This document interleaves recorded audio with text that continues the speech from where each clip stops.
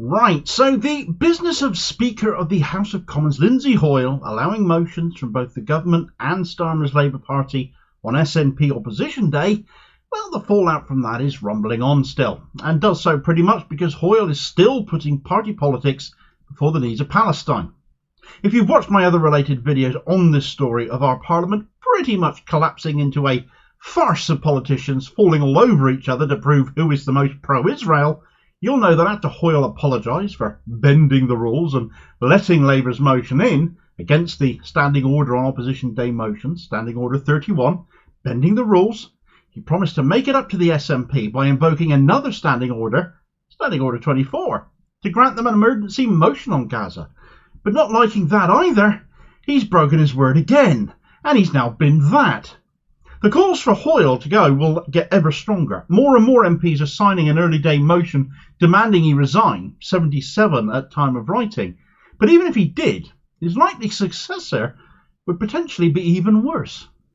Right, so Hoyle has done it again. After sidelining a standing order without taking a vote to legitimately do so, he's literally done it again. A different standing order this time, but it is the SNP and Palestine who were told again that it's their voices in Westminster that do not matter.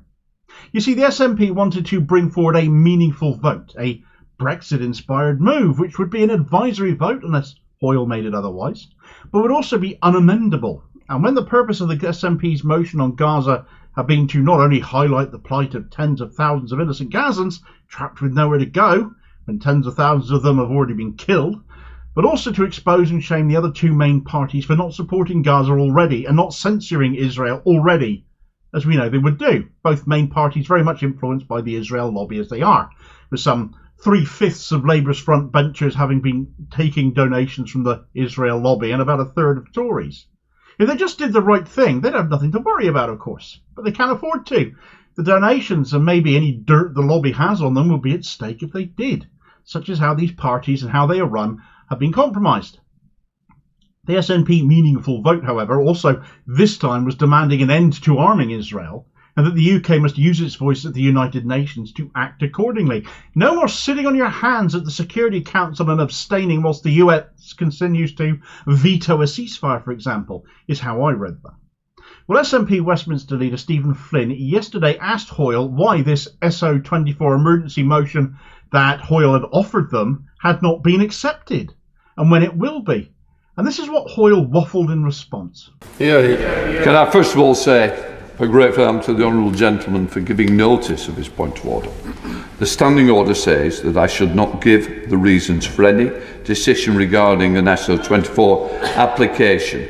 Indeed, properly, we should not be discussing it when it's a private application of the Speaker. However, given the exceptional circumstance we find ourselves in today, my view is that I ought to nonetheless explain my reasoning.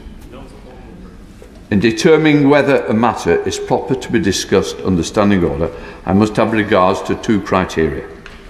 Firstly, the extent to which it concerns the administrative responsibilities of ministers of the Crown or could come within the scope of the ministerial action.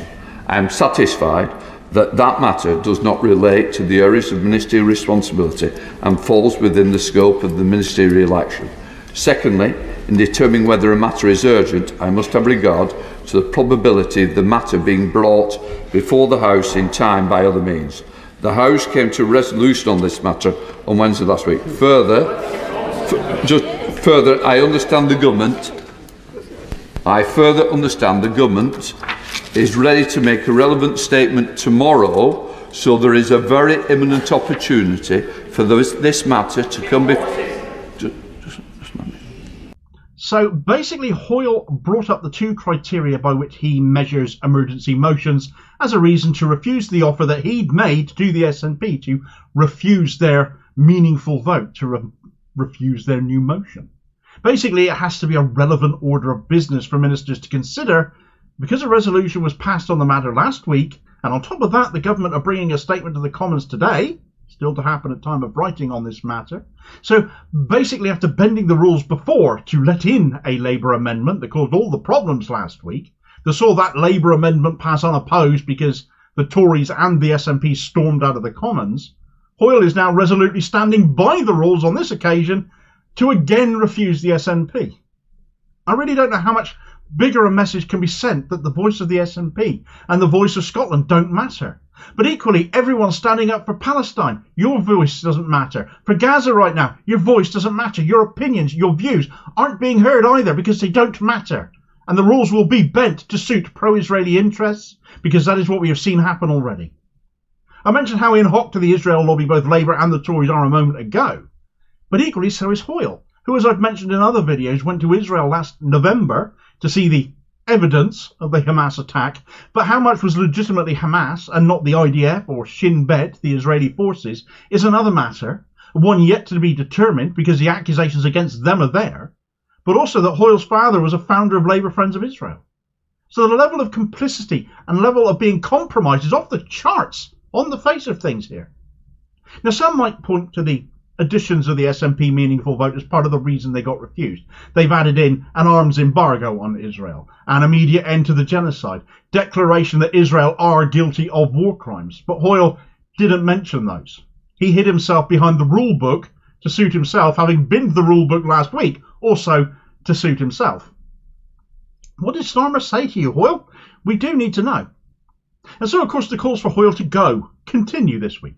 His position was already untenable. He'd abused the trust and the faith of the House, and every MP sat in it had in him to remain impartial. And he's just gone and done it again. But if you do replace him, who's going to take over? Well, the one name being heavily touted right now is someone who cropped up in my last video on this matter, the Labour MP for Rhondda, Chris Bryant.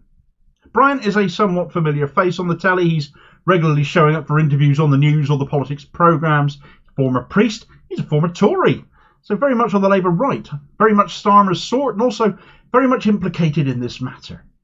Now, if you saw my last video, I covered a new eyewitness account to what went on between Keir Starmer and Lindsay Hoyle in his chambers that led to Hoyle's shift on allowing Labour's amendment, which under Standing Order 31 should not have been permitted.